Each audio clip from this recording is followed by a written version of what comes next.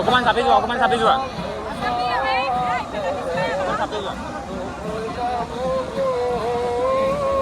মোৰ কি হৈছে যে এওঁলোক মোৰ লগত থাকে আৰু শুনা মৎস্য কৰ্ম আদি নানা ধৰো অৱতাৰ কৰি আছো কৰ্মচয় ত্ৰিজগতে সাৰ।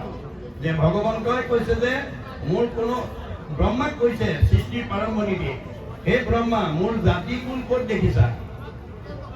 মোৰ কোনো জাতি কোন নাই, তথাপিতো মই মাছ কাছ গাহৰি হ'ব লাগে। মূল জাতি কুলকৈত আছে সৃষ্টিকৰ, মৎস্য কৰ্ম শুকৰ আদি ধৰো কলেবৰ। মই মাছ কাছ গাহৰি হ'ব লাগে। স্বভাৱতে অজময়ী জন্ম নাহি যাৰ, ভকতৰ ইচ্ছাই মই ধৰো অৱতাৰ। ভগৱন্তই মই যুগে যুগে অৱতাৰ হৈ আছে, হৈ থাকিব। মনত ৰাখিব কথাটো। আজিৰ তাৰিখতো আপুনি ভগৱন্তক অৱতাৰ কৰিব পাৰিব। আমাৰ ভাগৱতে তাৰ উপায় দিছে কি, যদিও ভগৱন্ত অদৃশ্য মানে নিৰ্গুণ নিৰাকাৰ অব্যক্ত, ভকতে যেতিয়া নাম লয় ব্যক্ত হৈ যায়। ক'ত হ'ব? হৃদয়ত, য'ত তেওঁ থাকে। অব্যক্ত ঈশ্বৰ হৰি জাত পৰে নাহি নাহি, পৰম পুৰুষ ভগৱান ও ভক্তজনে লৈলে নাম, পূৰ্ণ কৰি মনকাম অন্তৰতে দেই সমিধান। আপোনাৰ হৃদয়তে ভগৱন্তে উপায় দি দিব। আপুনি সমস্যাটো কৰি একান্ত মানে তেওঁক চিন্তা কৰিব লাগিব, প্ৰভু মোৰ এই সমস্যা হৈছে, মোৰ এই সমস্যাটোৰ পৰা তুমি উদ্ধাৰ নকৰিলে মোৰ বিকল্প নাই। লগে লগে আহি যাব। আহি আপোনাক কৈ দিব কাৰ ওচৰলৈ গ'লে আপোনাৰ সমস্যাটো সমাধান হ'ব, অথবা নিজে প্ৰতিনিধি পঠাই দিব। যেনেকৈ ব্যাসদেৱৰ ওচৰলৈ নাৰদক প্ৰতিনিধি পঠাই দিছে। মনত ৰাখিব, ব্যাসক ভগৱন্তই বিদগ্ধ পণ্ডিত, বেদজ্ঞ শাস্ত্ৰজ্ঞ টিকালজ্ঞ, ধ্যানত ভগৱানক সাক্ষাৎ কৰিব পৰা যোগ্য ব্যক্তি কৰি পঠাইছিল। তথাপিতো তেওঁ ভগৱানে দিয়া প্ৰতিভাটো প্ৰয়োগ কৰিব নজনাৰ কাৰণে জীৱন্ততে অসুস্থতাত কাল কটাব লগা হৈছিল। যাৰ কাৰণে দিনে কপূৰ্বতে পৰা সৰস্বত ঋষি বদৰিকা শ্ৰমত আচন্ত ব্যাস বসী। কেনেকে আছে? উগুল অথুগুল মন নাহি সুখ শান্তি, নপান্ত উপায় একো মনে গুণী কান্তি। উগুল ফুগুল মন এটা লৈ বহি আছে, আৰু কিয় তেওঁ সেই অশান্তি ভাৱটোৱে মনত প্ৰতিক্ৰিয়া কৰিছে ভাবি চিন্তি উত্তৰ বিচাৰি পোৱা নাই। ফলত কি কৰিছে? অধু মুখে আছে বকি হুয়া নিশবদ, কেহি বেলা তৈতে আহি মিলিল নাৰদ। লাগে লাগে নাৰদক পঠাই দিছে, যোৱা মোৰ ভকত বিপদত পৰিছে, আঙুলিয়াই দি আকত ভুল হৈছে। আহি গল ব্ৰহ্মা, হাতে বিনা দন্ত মুখে ৰাম নাম, হৃদয়ত কৃষ্ণমূৰ্তি স্ফূৰ্তি বিশ্ৰাম। নাৰায়ণ নাৰায়ণ আহি গল। তেওঁক আনন্দমূৰ্তি দেখা লাগে সচমিত। আহা আহা দেৱৰীকি। পাদ্য অৰ্ঘ আচমনি লৈ আসনত বহুৱাই কৈছে উদ্দেশ্য ব্যাখ্যা কোৱা। পাদ্য অৰ্ঘ মনত ৰাখিব, পাদ্য মানে ভৰি ধোৱা পানী, অৰ্ঘ মানে মুখ ধোৱা পানী। আমি ভকতক ভৰি ধোৱা পানীয়ে মুখ ধুবলৈ দিব নালাগে। বেদৰ মতে মুখ ধোৱা পানীৰ পাত্ৰ এটা বেলেগকৈ ৰাখিব লাগে। আমি নজনাৰ কাৰণে কিছুমানে এতিয়াও ভৰি ধোৱা পানীয়ে ভকতক মুখ ধুবলৈ দিয়ে। সেইটো পাৰিলে সংস্কাৰ কৰিব, যিহেতু আমি ভাগত শুনিছো। গতিকে তেওঁ আহি পেলাই ক'লে যে তুমি উদ্দেশ্য কোৱা। এতিয়া তেওঁ ক'লে মই উদ্দেশ্য কোৱাৰ আগতে তুমি মোক কোৱা যে তোমাক ভগৱন্ত বিদগ্ধ পণ্ডিত, বেদজ্ঞ শাস্ত্ৰজ্ঞ টিকালজ্ঞ, ধ্যানত তুমি ভগৱানক সাক্ষাৎ কৰিব দক্ষ ব্যক্তি কৰি পঠাইছিল। তৎসত্বেও তুমি কিয় মন মাৰি আছা সেইটো কথা মোৰ আগত কোৱা। তেতিয়া নাৰদে ক'লে যে, তেতিয়া ব্যাসে ক'লে হে দেৱৰ্ষি, মই নিজেই নাজানো মোৰ ক'ত ভুল হৈ গ'ল, তুমি অৱতাৰী পুৰুষ হিচাপে মোক আঙুলিয়াই দিয়া। এই বাক্যশালত ব্যাসে আমালৈ কি এৰিছে? দাস্যত্ব ভাৱ। মনত ৰাখিব যে 24 অৱতাৰৰ ভিতৰত তেওঁ নিজেও এজন অৱতাৰী পুৰুষ, কিন্তু প্ৰাধান্য কাক দিছে? নাৰদক। এইটো হৈছে দাস্যত্ব ভাৱ, নৰ্মতা ভাৱৰ এটা সুন্দৰ প্ৰতিচ্ছবি। সেইকাৰণে দাৰ্শনিক পণ্ডিতে কৈছে আমাক, to become great one we must be humble. আপুনি সমাজত এজন শ্ৰেষ্ঠ মানুহ হিচাপে পৰিচয় দিবলৈ হ'লে আপুনি নম্ৰ স্বভাৱৰ হ'বই লাগিব, আপুনি সাৱলীল স্বভাৱৰ হ'বই লাগিব। আপুনি অহংকাৰী মানুহক কেতিয়াও কোনো সমাজে তেওঁক স্থিতি নিদিয়ে বা তেওঁক মান্যতা নিদিয়ে। গতিকে ব্যাসে সেই আদৰ্শটো আমালৈ এৰিছে। তেওঁ নিজেও 24 অৱতাৰৰ অন্যতম অৱতাৰ হৈ নাৰদক কৈছে তুমি অৱতাৰী পুৰুষ হিচাপে মোক আঙুলিয়াই দিয়া। তেতিয়া নাৰদে কি বুলি ক'লে? নাৰদ বদতি শুনা মহামুনি ব্যাস, তুমি হে কৰিলা সবে জগতকে না। তুমি গোটেই জগতখনক বিপদে পৰিচালিত কৰিলা। কেনেকৈ? নিৰন্তৰে পশুৰ লোৱাইলা তুমি প্ৰাণ, নাহি মন্দ কৰ্ম আৰু ইহান সমান। তুমি নিৰন্তৰে মানুহক পশু বলি দি পেলাই ধৰ্ম আচৰণ কৰিবলৈ কয়। ইয়াতকৈ আৰু বেয়া কথা একোৱেই নাই। গৰিহিত কৰ্মকো কহিলা ধৰ্ম বুলি, তুমি বেয়া কামকো ভাল বুলি ক'লা। তোমাৰো বচনে লোক নাহিল সমূলি। তুমি এই যুগৰ বিদগ্ধ পণ্ডিত, সকলোৱে মানি ল'লে, গতিকে মানুহ বিপথে গুচি গ'ল। আকস্মিকে লোকক শিকাইলা হিংসা ধৰ্ম, নবুজিলা তুমিও বেদৰ তত্ত্ব মৰ্ম। তুমি মানুহক হিংসা ধৰ্ম শিকাই দিলা। গতিকে তুমি 4 বেদ 14 শাস্ত্ৰ 18 পুৰাণ ৰচনা কৰি বিদগ্ধ পণ্ডিত হিচাপে সমাজত প্ৰতিষ্ঠা লভিলা সঁচা, কিন্তু বেদৰ তত্ত্বই নাজানিলা। বেদে কি কৈছিল? যত দেখা ভূত প্ৰাণী সবাহাকে বিষ্ণু মানি, হিংসা এৰি কৰা উপকাৰ। আমাক বেদে কৈছে যে মই চবতে আছো দেই, কুকুৰৰ চিগাৰ লৰ গদৰ ৰাখি দিলা। কৃষ্ণ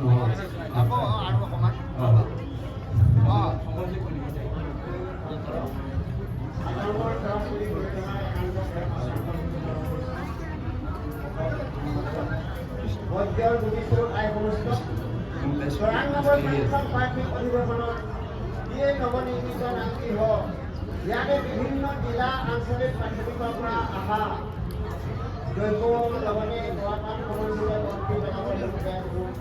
সমস্তখিনি আগবঢ়াইছে আৰু সকলোৰে হৈ আমি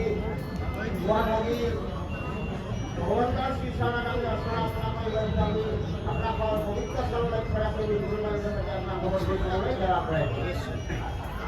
কৃষ্ণ নিজ ইষ্ট দেৱ আত্মা প্ৰিয়তম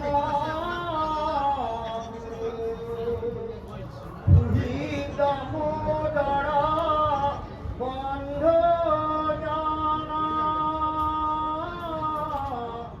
কৃষ্ণ মূৰ গতি মতি কৃষ্ণ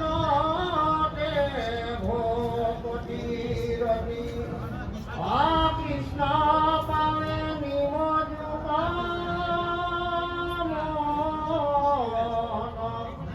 ৰাম ৰাম কৃষ্ণ পাৱে নিমজ। কৃষ্ণ হৰি। এতিয়া ব্যাসক ক'লে যে মানুহবিলাক স্বাভাৱিকতে লম্পট, স্বভাৱে লম্পট বিষয়তো অনুৰাগ, স্বৰ্গ পাইব বলি ৰংগে কাটে হংসজাক। তুমি হাঁহ আৰু ছাগলী বলি দিলে স্বৰ্গ সুখ পাব বুলি ক'লা, চব জপিয়াই পৰি। গতিকে সিজিল তোমাৰো ঋষি পৰম অন্যায়, নাহি পুষ্ট চিত্ত তব পেহী অভিপ্ৰায়। তুমি যে এই বিদগ্ধ পণ্ডিত হৈ সমাজৰ সৰল সহজ মানুহবিলাকক যে ভুল পথে পৰিচালিত কৰিলা, তোমাৰ পাপ সিজিলে।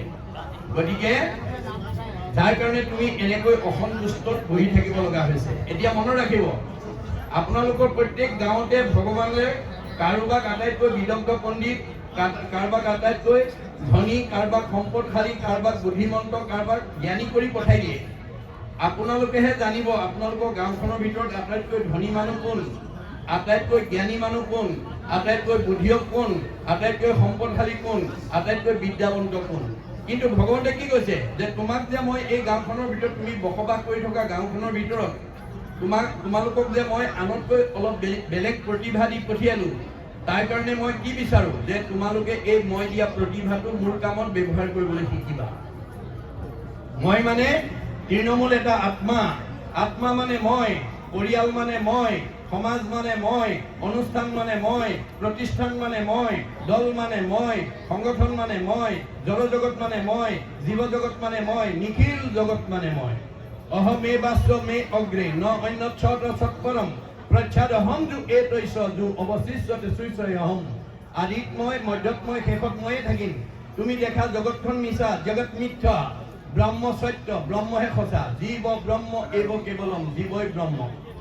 গতিকে আমি আপোনালোকে প্ৰত্যেকে ৰাতিপুৱা শুই উঠাৰ পৰা গধূলা খোৱালৈকে জন্মৰ পৰা মৃত্যুৰ পৰ্যন্ত ভাগৱতৰ মতে পাৰিলে এজন মানুহক বা এটা ল'ৰা বা ছোৱালী যাকেই হওক, এজনৰ পৰা ধৰি পৰিয়াল হয়, সমাজ হয়, অনুষ্ঠান প্ৰতিষ্ঠান, দল সংগঠনক সহায় কৰা কামত ভগৱানে দিয়া প্ৰতিভাটো ব্যৱহাৰ কৰিব। আমাৰ এই শৰীৰটো কিহৰ কাৰণে দিছে? পৰোপকাৰায় ইদম শৰীৰম, পৰৰ উপকাৰ কামত। এতিয়া আমাৰ সেৱা বাহিনীৰ ল'ৰা ছোৱালীবিলাক নোহোৱা হ'লে আমাৰ অধিৱেশনস্থলী ইমান পৰিষ্কাৰ হৈ থাকিলেহেঁতেন নে বাৰু? নাই। গতিকে শ্ৰীমন্ত শংকৰদেৱ সংঘৰ মহামনীষীসকলে বেদৰ এই দৰ্শন অধ্যয়ন কৰি সেৱা বাহিনী সৃষ্টি কৰিলে। আজি সেই যিসকল ডেকা ল'ৰাই আহি এই অধিৱেশনত ভকত থকা জেগাখন পৰিষ্কাৰ কৰি আছে, তেওঁলোকৰ অক্ষয় পুণ্য হৈ আছে। এই শৰীৰটো তেওঁলোকে ৰাতিপুৱা আমি সাৰে পোৱা নাই, তেওঁলোকে উঠি পৰিষ্কাৰ কৰি আছে। মনত ৰাখিব কথাটো। পৰোপকাৰায় ইদম শৰীৰম, এই শৰীৰটো পৰৰ উপকাৰ কামত ব্যৱহাৰ কৰিবলৈ দিছে। পাপায় পৰপীড়নম, যদি আপুনি আনক অন্যায় কৰে পাপ হ'ব। আজি আমাৰ বেদৰ এই কথা নাজানি আমি আমাৰ সমাজত এতিয়া বহুতে মোৰ সুখৰ কাৰণে আনক দুখ দিব বিচাৰোঁ। মোৰ নিজৰ পৰিয়ালটোৰ সুখৰ কাৰণে আন এটা পৰিয়ালক দুখ দিব বিচাৰোঁ। নিজৰ সমাজখনৰ সুখৰ কাৰণে আন এখন সমাজক দুখ দিব বিচাৰোঁ। তেনেকুৱা স্বভাৱ আছে যদি আজি ইয়াতে এৰি থৈ যাব দেই। হয় নাই? আমি কাৰোবাক দুখ দি আমি সুখী হ'ব নোৱাৰোঁ। সকলোতে ভগৱানে আছে। যত দেখা ভূত প্ৰাণী সবাহাকে বিষ্ণু মানি, হিংসা এৰি কৰা উপকাৰ। পাৰিলে উপকাৰ কৰিব, কাকো হিংসা নকৰিব।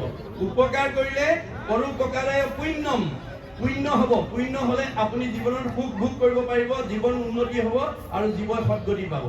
আৰু কাৰোবাক অপকাৰ কৰিলে পাপায় পৰপীড়নম, আনক অপকাৰ কৰিলে পাপ হ'ব। পাপ হ'লে আপোনাৰ জীৱনলৈ দুখ দুৰ্গতি নিজে নামি আহিব। আপুনি বিচাৰিব নালাগে, দুখ দুৰ্গতি নিজে বিচাৰি আহিব। যি মানুহে আনক অন্যায় কৰে তাৰ ঘৰলৈ দুখ আহিব, যি আনক উপকাৰ কৰে তাৰ ঘৰলৈ সুখ আহিব। মনত ৰাখিব কথাটো। সেইকাৰণে ডক্টৰ সৰ্বপল্লী ৰাধাকৃষ্ণনে কৈছে, we need not cut down the tree to gather the fruit. আমি এজোপা গছৰ ফলকেইটা পাবৰ কাৰণে গছজোপা গুৰিটো কাটিব নালাগে। In order to perfect human society, it is not necessary for us to destroy the family or the nation. আমি এটা জাতি গঠন কৰিবলৈ গৈ, এখন সমাজ গঢ়িবলৈ গৈ আনক যাতে অপকাৰ কৰিব লগা নহয়। কৰিব পাৰিব, কিন্তু আপোনাৰ পাপ হ'ব। পাপ হ'লে আপোনাৰ জীৱনলৈ দুখ দুৰ্গতি নামি আহিব, আয়ুস কাটি দিব। মনত ৰাখিব। সেইকাৰণে আজিৰ দৰে ভাগৱত শুনিবলৈ অভ্যাস কৰক। অৰ্জুনক কৈছে তুমি অভ্যাস কৰা। কৃষ্ণ বোলে সখী তুমি নকৰিবা ভয়, অভ্যাসতে ইন্দ্ৰিয় বৈশ্য আপুনি হয়। তোমাৰ যিবোৰ বহিমুখী স্বভাৱ, ইন্দ্ৰিয় স্বভাৱ, সেইবিলাক চব শুদ্ধ হৈ যাব। আজিৰ দৰে আজি আপোনালোকে নিজকে সোধক, অহাৰ পৰা ইমান সময় বহি আছে, এতিয়া অনুষ্ঠান সামৰালৈকে বহি থাকিব। ঘৰত অকলে এনেকৈ পথ এখনত বা চকী এখনত ইমান সময় বহি থাকিব পাৰিলেহেঁতেন নে নোৱাৰিলেহেঁতেন? কোনে পঢ়ুৱাইছে আপোনালোকক? আমাৰ বেদে কৈছে স্ব পৰম অনুৰক্তি ঈশ্বৰে ভক্তি। আপোনালোকৰ ভক্তিৰ কাৰণে আপোনালোক বহি আছে, অৰ্থাৎ আপোনালোকে অনুৰাগ কৰি বহি আছে। আগ্ৰহ, কিউৰিয়চিটি অফ মাইণ্ড, নজনা কথা এটা জানিবৰ কাৰণে কৌতূহল ভাৱ এটা লৈ বহি আছে। এইটোৱে কৈছে আগ্ৰহ। এই আগ্ৰহ হৈছে বেদৰ মতে ভক্তিৰ প্ৰতীক। স্ব পৰম অনুৰক্তি ঈশ্বৰে ভক্তি। ঈশ্বৰৰ কথা শুনিবলৈ, ঈশ্বৰৰ কথা জানিবলৈ, ঈশ্বৰৰ কথা ক'বলৈ, ঈশ্বৰৰ কথা শুনিবলৈ, ঈশ্বৰৰ কৰ্ম কৰিবলৈ, ঈশ্বৰৰ স্থানলৈ আহিবলৈ, ঈশ্বৰৰ ৰূপ দৰ্শনৰ কাৰণে। এতিয়া কলিত আপোনালোকে স্বয়ং বৈকুণ্ঠপতি কৃষ্ণক দেখিবলৈ নাপায়। কাক পাব? হৰিৰ মূৰ্তিক হৰি ভক্তক দেখিবা। এয়া আপোনালোক আজি চব ঈশ্বৰ মূৰ্তি। হৰিৰ মূৰ্তিক হৰি ভক্তক দেখিবা, শক্তি অনুৰূপে তাৰ প্ৰীতি আচৰিবা। সমস্ত ভূততে আছে ভগৱান, কেহি ভাবি সবাকো কৰিবা বহুমান। ভগৱান চবতে আছে, গুৰি পৰুৱাৰ পৰা গজহস্তিলৈকে, সাধাৰণ নাগৰিকৰ পৰা ৰাষ্ট্ৰপতিলৈকে। তৰুতীৰ্ণ চবতে আছে। যত জীৱ জংগম কীট পতংগম, অগণক জগতে এতিয়া সকলোতে আছে ভগৱান। গতিকে আমি মাত্ৰ চিনি পাব লাগিব। গতিকে ভগৱান সকলোতে আছে। পাৰিলে উপকাৰ কৰিবা, কাকো হিংসা নকৰিবা। গতিকে হিংসা কৰিলে আপোনাৰ কি হ'ব? পাপ হ'ব। পাপ হ'লে আপোনাৰ জীৱনলৈ দুখ দুৰ্গতি নামি আহিব, আয়ুস কাটি দিব। আনক হিংসা কৰা মানুহ 100 বছৰ ভোগ কৰিবলৈ নাপায়। মনত ৰাখিব কথা। গতিকে আমাৰ এই অনুৰাগটোৱে হৈছে, অনুৰাগে আমাক 6টা প্ৰমোচন দিব দেই। আপোনালোকে যদি এনেকৈ অনাগত দিনত নামঘৰতে হওক, কোনোবা সেৱা অনুষ্ঠানতে হওক, ধৰ্মালোচনী সভাতে হওক, ভাগৱত ব্যাখ্যাতে হওক, আপোনালোকে যে অকণমান সময় দিব পাৰে, অকণমান যদি ঈশ্বৰৰ কথা শুনাত সময় দিব পাৰে, তেতিয়া সেইটো আগ্ৰহ। সেইটোৱে হৈছে আগ্ৰহ। আগ্ৰহে কি কৰিব? আগ্ৰহ, ৰতি, প্ৰীতি, ভক্তি, শান্তি, 6 নম্বৰত মুক্তি। 6 নম্বৰত আপোনালোকে চবেই মুক্তি পাই যাব। ই ক্ৰমকে গৈ থাকিব দেই। আপোনালোকে প্ৰমোচন লৈ গৈ থাকিব লাগিব। গতিকে আপোনালোকক আগ্ৰহে বহুৱাই থৈ দিব। এতিয়া কোনো কথা ভাগৰ নালাগে। কাৰোবাৰ ভৰি বিষ, কঁকাল বিষ থাকিলেও এতিয়া ওচৰলৈ আহিব পোহৰৰ ওচৰলৈ যেনেকৈ আন্ধাৰ আহিব নোৱাৰে, ঈশ্বৰৰ কথা শুনি থকা মানুহৰ ওচৰলৈ কোনো বেমাৰ আজাৰ আহিব নোৱাৰে। মনত ৰাখিব কথাটো। গতিকে আপুনি যিমান ঈশ্বৰৰ কথা শুনিব সিমানে বেমাৰৰ পৰা আপুনি মুক্ত হৈ গুচি যাব। ভগৱানে আপোনাক কৃপা কৰিব। গতিকে এই আহিব নোৱাৰে। গতিকে এই ৰতি হ'ল, তাৰপিছত আপোনালোকৰ ভাল পোৱা ভাৱ এটা আহিছে। মই বহুত কমি আছিলে, এতিয়া বহুত বেছি হৈ গ'ল। কাৰণ আপোনালোকে কোনোবা শুনি কিবা এটা অকণমান ভাল পাইছে, ভাল পোৱাৰ কাৰণেহে বহিলেহি, নহ'লে ভাল নোপোৱা হ'লে গুচি গ'লহেঁতেন। গতিকে সেই ভাল পোৱা ভাৱটো অনা মানে ভক্তি আহি গ'ল আপোনাৰ ঘৰলৈ। আপোনাৰ দেহলৈ ভক্তি আহি গ'ল বুলি আপুনি অনুভৱ কৰিব লাগিব দেই। অনুভৱেহে সংস্কাৰ আনে। আপোনাক জ্ঞান এটা দিছে। আমাৰ দাৰ্শনিক পণ্ডিতে কৈছে, ভগৱন্তে কৈছে, মই দিয়া জ্ঞানটো প্ৰণালীবদ্ধ প্ৰয়োগৰ দ্বাৰা বিজ্ঞানলৈ উত্তৰণ কৰিবলৈ শিকিবা। বিজ্ঞানটোক উপলব্ধিৰ দ্বাৰা দৰ্শনলৈ উত্তৰণ কৰিবলৈ শিকিবা। দৰ্শনটোক উপলব্ধিৰ দ্বাৰা ধৰ্মত নি প্ৰতিষ্ঠা কৰিবলৈ শিকিবা। ধৰ্মত প্ৰতিষ্ঠা কৰিলে ধৰ্ম ৰক্ষতি ৰক্ষিত। আপোনাৰ জ্ঞানটোক যদি প্ৰণালীবদ্ধ প্ৰয়োগ উপলব্ধিৰ দ্বাৰা জ্ঞান দৰ্শন আৰু বিজ্ঞানৰ পৰা উত্তৰণ কৰি যদি ধৰ্মত লগাই দিব পাৰে, ধৰ্ম ৰক্ষতি ৰক্ষিত, তেতিয়া আপোনাক সকলোকে ধৰ্মই ৰক্ষণাবেক্ষণ দিব। আপুনি বিপদত পৰিব নালাগে। মনত ৰাখিব কথাটো। সেইকাৰণে দাৰ্শনিক পণ্ডিতে কৈছে, systematic knowledge is science, realize science is philosophy, realize philosophy is religion, religion is the highest sense of philosophy. প্ৰণালীবদ্ধ জ্ঞানক বিজ্ঞান বুলি কৈছে। বিজ্ঞানটোক যেতিয়া উপলব্ধি কৰিব দৰ্শন, দৰ্শনটোক যেতিয়া উপলব্ধি কৰিব ধৰ্ম, ধৰ্মতকৈ আৰু শ্ৰেষ্ঠ দৰ্শন পৃথিৱীত দ্বিতীয় নাই বুলি কৈছে। গতিকে এতিয়া আমাৰ ধৰ্মতকৈ আৰু শ্ৰেষ্ঠ দৰ্শন নাই। শংকৰদেৱে এটা বাক্যত আমাক বুজাই দিছে, যতেক দেখা খোজ সমুদায়, হস্থিৰ খোজত সবে লুকাই, এহিমতে যত বিশ্ব সমস্ত, কৃষ্ণতে জানা সবে যাই অষ্ট। আমাৰ যে প্ৰকৃতি জগতত যিমানবিলাক জীৱ জন্তু দেখিছে, সকলো জন্তুৰ খোজ হাতীৰ খোজত লুকাই যায়। হাতীৰ খোজতকৈ কোনো জীৱ জন্তুৰ খোজ ডাঙৰ নহয়। ঠিক এই পৃথিৱীত যিমান ডাঙৰ মানুহ নহওক, ৰাষ্ট্ৰপতিও কৃষ্ণতে বিলীন হ'ব লাগিব, সাধাৰণ নাগৰিকো কৃষ্ণতে বিলীন হ'ব লাগিব, MLA মিনিষ্টাৰো কৃষ্ণতে বিলীন হ'ব, আৰু ঠেলাৱালা ৰিক্সাৱালাও কৃষ্ণতে বিলীন হ'ব। আপোনালোকৰ নিজৰ নিজৰ গাঁৱৰ ধনী মানুহজনো কৃষ্ণতে বিলীন হ'ব, দুখীয়া মানুহজনো কৃষ্ণতে বিলীন হ'ব। গতিকে কৃষ্ণৰ ব্যতিৰেকে আৰু দ্বিতীয় বস্তুটো নাই। সেইকাৰণে কৃষ্ণক পুজিলে পূজা সমস্তৰে হয়, পৃথকে পুজিলে পূজা কেহু নলয়। মনত ৰাখিব কথাটো দেই। গতিকে আজি যদি অনুষ্ঠানটোলৈ মুখ্যমন্ত্ৰী আহিলেহেঁতেন, তেতিয়াহ'লে আপোনালোকৰ সমষ্টিৰ MLA মিনিষ্টাৰ দলীয় কৰ্মীবিলাকক বেলেগকৈ মাতিব নালাগে। আৰু মুখ্যমন্ত্ৰী অহা গম পোৱাৰ লগে লগে চব MLA মিনিষ্টাৰ সমষ্টি যিমান আছে চব নিজে আহিব। ঠিক তেনেকৈ ভগৱন্তৰ নাম লৈ যেতিয়া যাব, চব দেৱতা তাৰ পিছত যাব বুলি কৈছে। যিটোজনে যাই হৰি নাম সেবি, পাছত ফুৰে যত দেৱ দেৱী, যতেক তীৰ্থে তাক স্তুতি কৰৈ, তাৰ বায়ু পাব সমস্ত হৰৈ।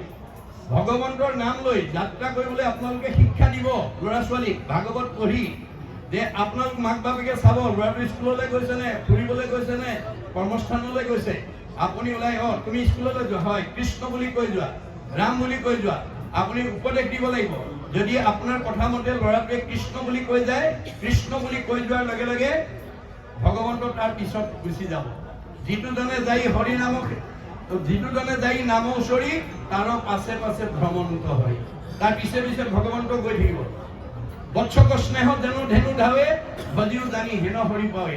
এজনী গাই গৰুৱে নিজৰ পোৱালিটো যেনেকৈ মুখৰ আগত শিয়াল কুকুৰ বা শত্ৰুৱে আক্ৰমণ কৰিব নোৱাৰাকৈ লৈ যায়, কৃষ্ণ বুলি ৰাম বুলি কৈ যোৱা জীৱটোক, সি ডেকা ল'ৰাই হওক, গাভৰু ছোৱালীয়ে হওক, বোৱাৰীয়ে হওক, শাহুৱে হওক, পিতৃয়ে হওক, মাতৃয়ে হওক, যাত্ৰা কালত ঈশ্বৰৰ নাম লৈ যোৱা জীৱটোক ভগৱানে একচিত মনে, যিটো মহাজনে ফুৰে গুণ নাম স্মৰি, তাক ৰক্ষা কৰি ফুৰয় সদায় হাতে কৌমদকি ধৰি, গদা ধৰি ৰক্ষণাবেক্ষণ দি যাব। মনত ৰাখিব কথাটো।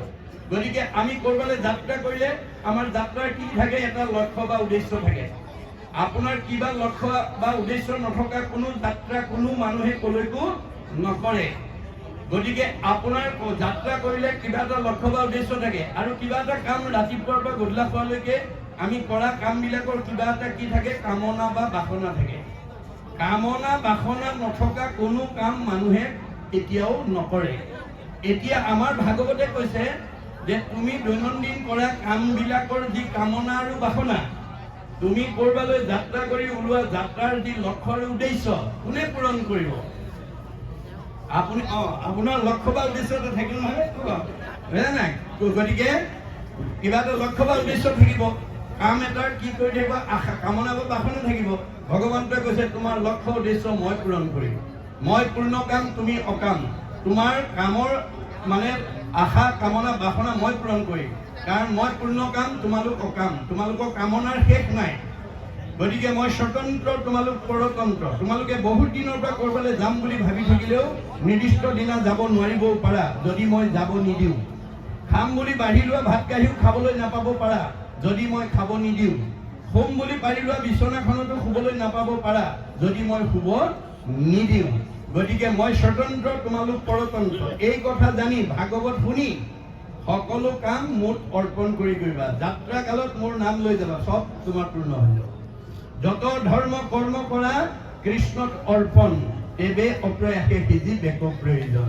এতিয়া সেই কথাখিনিকে মানে ভগৱন্তই কৈ আছে যে মোৰ ৰূপ যেতিয়া তুমি চিন্তা কৰিবা তোমাৰ পুণ্য হৈ যাব, আৰু পুণ্য হলে তুমি সুখ ভোগ আৰু মানে জীৱনৰ গতি তোমাৰ সলনি হৈ যাব। এয়াই হৈছে আমাৰ ভাগৱত শুনাৰ যিটো লক্ষ্য বা উদ্দেশ্য। আপুনি বিচাৰিব নালাগে, আপোনাক ভগৱানে এনেই দিব। অৰ্জুনক কৈছে তুমি কাম কৰা অধিকাৰহে তোমাক দিছো, কৰ্মাণি অধিকাৰ অস্তি মা ফলকদাসন। হে অৰ্জুন, তোমাক কাম কৰা অধিকাৰহে দিছো। অৰ্জুনক মাত্ৰ বেছ কৰি লৈছে, আমাক কৈ আছে, আমাক কথাটো কৈ আছে যে তোমালোকক মই কাম কৰা অধিকাৰ দিছো, কৰ্মাণি অধিকাৰ অস্তি মা ফলকদাসন, মোৰ পৰা কেতিয়াও ফল নিবিচাৰিবা। গতিকে অৰ্জুনে প্ৰতিবাদ কৰিছে, যদি ফলেই বিচাৰিব নালাগে তোমাক আৰাধনা কৰা মোৰ কি প্ৰয়োজনটো আছে? তেতিয়া কৃষ্ণই হাঁহি পেলাই কৈছে, কৃষ্ণ বোলে শুনাত আৰু সেইটো মহাবল, নুখুজিলে ঈশ্বৰে আপুনি দেন্ত ফল।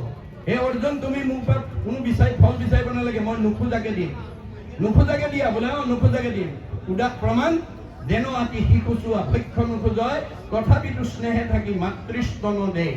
এটা কেঁচুৱাই গাখীৰ নিবিচাৰিলে বুলি মাকে দিনটো বিচনাত পেলাই থৈ অকল কামতে আসক্ত হৈ নাথাকে, কৰ্মৰ মাজৰ পৰাই নিজৰ পুত্ৰ স্নেহত আপ্লুত হৈ এগৰাকী মাতৃয়ে যেনেকৈ নিজৰ সন্তানক স্তনদান দিয়ে, ময়ো ভকতৰ কৰ্মৰ যথা কৰ্ম তথা ফল দিম। তুমি মাত্ৰ কৰ্ম নিৰ্বাচন কৰিবা। বোলে কৰ্ম কি? বেদে যাক বিহি আছে তাকে বোলে কৰ্ম। বেদ বিহিত কৰ্ম কৰিবা। বেদে কি বিহিছে? ঈশ্বৰৰ অৰ্থে যিটো কৰে তাকে বোলে কৰ্ম। আজি যিকেইজন পৰিচালকে এই 4 দিনীয়া কাৰ্যসূচীৰ ভাগত পৰিচালনা কৰি আছে, তেখেতসকলে কায়িক মানসিক বৌদ্ধিকভাৱে ত্যাগ স্বীকাৰ কৰি আছে। প্ৰতিটো খোজৰ মূল্য তেওঁলোকৰ এটা এটা অশ্বমেধ যজ্ঞৰ সমান পুণ্য সঞ্চয় আছে।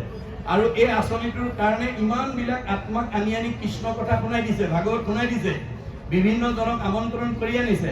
গতিকে আপোনালোকৰ কৃষ্ণ কথা শুনাৰ লগে লগে পুণ্য হৈ গৈছে, উপজয় পুণ্য। আপোনালোকৰ প্ৰত্যেকৰ পুণ্য হৈ গ'ল, চবকে উপকাৰ কৰি দিয়া হ'ল। আৰু এই মাইক্ৰফোনৰ দ্বাৰা এই ভাগৱতৰ শব্দ ব্ৰহ্ম যিমান দূৰলৈকে গৈছে, একজনে যদি নাম ওচৰলৈ শুনে মানে পাপ সবাৰো হৰৈ। যিমান দূৰলৈকে গৈছে, মানুহটো দূৰৰ কথা, মোৰ ভক্ত দৈত্য থাকে উদাৰ চৰিত্ৰ, কীট পতংগ কুশিটো কৰে পবিত্ৰ। পঁইতাচোৰা নিগনি পৰ্যন্ত প্ৰাণী জগতৰ উপকাৰ সাধন কৰা হৈছে। গতিকে এইটোৱে হৈছে বেদবিহিত কৰ্ম। গতিকে আমি দৈনন্দিন কৰ্মবিলাক কৰোঁতে যাতে আনৰ উপকাৰ হয়, কাৰো যাতে অপকাৰ নহয়, তাৰ প্ৰতি গুৰুত্ব ৰাখিব। আপুনি কোৱা কথাটোৱে যাতে কাৰো অনিষ্ট নহয়, তাৰ প্ৰতি গুৰুত্ব দিব লাগিব। আমি কথা ক'ব জানিব লাগিব। আমাৰ এতিয়া বহুত মানুহে কথা ক'ব নাজানে। কথা ক'ব নজনাৰ কাৰণে বহুত বোৱাৰীয়েকে শাহুৱেকক বেয়া পায়। এজনী শাহুৱেকে বোৱাৰীয়েকক কেনেকৈ নিজৰ ছোৱালীৰ দৰে মৰমেৰে কথা ক'ব লাগে তাক নজনাৰ কাৰণে বহুত বোৱাৰীয়েকে শাহুৱেকক বেয়া পায়। আকৌ বহুত বোৱাৰীয়ে শাহুৱেকক কেনেকৈ নিজৰ মাতৃ হিচাপে জ্ঞান কৰি ভক্তিভাৱে মৰমেৰে শ্ৰদ্ধাৰে কথা ক'ব লাগে তাক নজনাৰ কাৰণে বহুত বোৱাৰীয়েকক শাহুৱেকে বেয়া পায়। বহুত দেউৰেকক নবৌয়েকে বেয়া পায়, বহুত নবৌয়েকক দেউৰেকে বেয়া পায়, ইত্যাদি ইত্যাদি। কিয়? কথা ক'ব নজনাৰ কাৰণে। আমাৰ বেদে কথা ক'বলৈ শিকাই দিছে দেই। আমাৰ কথা কোৱা নিয়ম কি হ'ব লাগিব? সত্য, প্ৰিয়, হিত। আপুনি সঁচা কথা ক'বলৈ যত্ন কৰিব, সদায় সাহসেৰে কথা ক'ব পাৰিব। যি মানুহে সঁচা কথা কয় সি কালৈ ভয় নকৰে, মূৰ তুলি কথা কয়। মিছা কথা কোৱা মানুহ তললে মূৰ কৰি থাকে, ধৰা পৰাৰ ভয় কৰে। মনত ৰাখিব কথা। আপুনি যিখন ঘৰত সঁচা কথা কোৱা মানুহ আছে তালৈ বাকী পৰিয়ালৰ বাকীবিলাকে ভয় কৰে। এই আমুকাৰ ওচৰত সি একদম ফাং খাজ কৰি দিব দেই, সঁচা কথা ক'ব, তাৰপিছত এইবোৰ মিছা নামাতিব, তালে ভয় কৰিব। সমাজৰ যিজন মানুহ সঁচা কঠীয়া মানুহ সেইজনলৈ বাকী মানুহে অলপ দৰ কৰি থাকে, সমীহ কৰে। মনত ৰাখিব, সত্য হ'ব লাগিব, প্ৰিয়, কিন্তু সঁচা কথা ক'লো বুলি আনে বেয়া পোৱাকৈ দাম্ফি মাৰি অহংকাৰে ক'লে নহ'ব, শুনিবলৈ ভাল পোৱাকৈ ক'ব। আৰু হিত আপুনি কোৱা কথাটোৱে উপকাৰ কৰিব লাগিব, অপকাৰ কৰিব নালাগিব। এতিয়া আমাৰ এই তথ্যবিলাক নজনাৰ কাৰণে একেখন গাঁৱৰে এঘৰ মানুহৰ পৰা আন এঘৰত গৈ চাহ তামোল খাবলৈ গৈ মানুহগৰাকীয়ে বা মানুহজনে এনেকুৱা কথা লগাই থৈ আহিলে মানুহঘৰত, তেওঁ ওলাই অহাৰ পিছতে হয় স্বামী স্ত্ৰীৰ মাজত সন্দেহবশতঃ কাজিয়া লাগিছে, নহয় শাহু বোৱাৰীৰ লগত লাগিছে, নহয় সীমা ঘৰীয়াৰ লগত লাগিছে, নহয় ককাই ভাইৰ মাজত লাগিছে। আপুনি কৈ অহা কথাৰ কাৰণে যদি তেওঁলোকৰ শাহু বোৱাৰী বা স্বামী স্ত্ৰী বা ককাই ভাই বা সীমা ঘৰীয়াৰ মাজত যদি কাজিয়া লগাই থৈ আহিলে, এতিয়া আপোনাৰ কি কৰা হ'ল? আপোনাৰ কথাটোৱে সেই মানুহঘৰক কি কৰা হ'ল? অপকাৰ কৰা হ'ল। তেতিয়া কৈ অহা মানুহজনৰ কি হ'ব? বেদে কৈছে পাপায় অপৰপীড়নম, যি মানুহে কথা কোৱাৰ কাৰণে আনৰ অনিষ্ট হয় তেওঁ পাপ হ'ব। পাপ হোৱাৰ লগে লগে তেওঁৰ আয়ুস কাটি দিব আৰু দুখ দুৰ্গতি জীৱনলৈ নামি আহিব। গতিকে আপুনিয়ে আপোনাৰ জীৱনৰ সুখ দুখৰ গৰাকী। দাৰ্শনিক পণ্ডিতে কৈছে you are the creator of your own destiny. আপোনাৰ ভাগ্যখন আপুনি গঢ়িব লাগিব, আপোনাৰ পৰিয়ালটো আপুনি ভাল কৰিব লাগিব, আপোনাৰ সমাজখন আপুনি ভাল কৰিব লাগিব, আপোনাৰ পৰিৱেশটো আপুনি ভাল কৰিব লাগিব। মাধৱদেৱে কৈছে আপুনি আপোনাৰ শত্ৰু, আপুনি আপোনাৰ মিত্ৰ, আপুনি আপোনাৰ ৰাখে মাৰে, হৰিক নভজি নৰে, আপুনি হুৱাই নষ্ট, হৰি ভজি আপোনাৰ এটাই। আজিৰ দৰে যদি ঈশ্বৰ ভক্তিপৰায়ণ হয়, নিজেও তৰিব, পৰিয়ালো তৰিব, আৰু যদি নহয় নিজেও মৰিব, পৰিয়ালো মৰিব। এই তথ্য দিছে। আমাৰ সময় হ'ল, আমাৰ পাঠকে এষাৰ পঢ়ি সামৰি সুন্দৰ সুন্দৰ।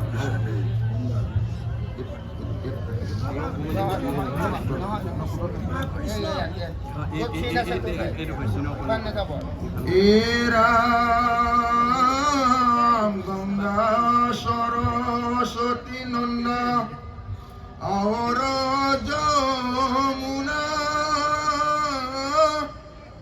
ঐৰাবত ধ্ৰুব ভক্ত ঋষিয়াৰু শুনা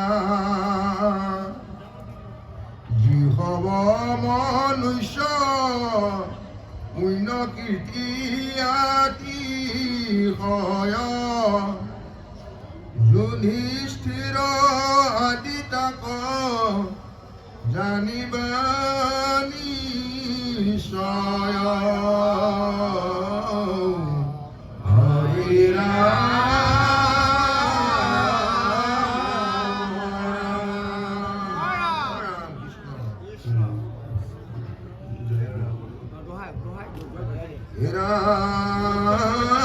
গঙ্গা সৰস্বতী নন্দা আৰ যমুনা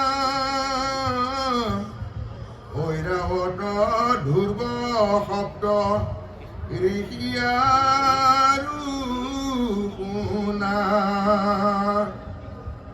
যিহব মনুষ্য পুণ্য কীৰ্তি আতিশয় যুধিষ্ঠিৰ আদি তাক জানিবা নিশ্চয়।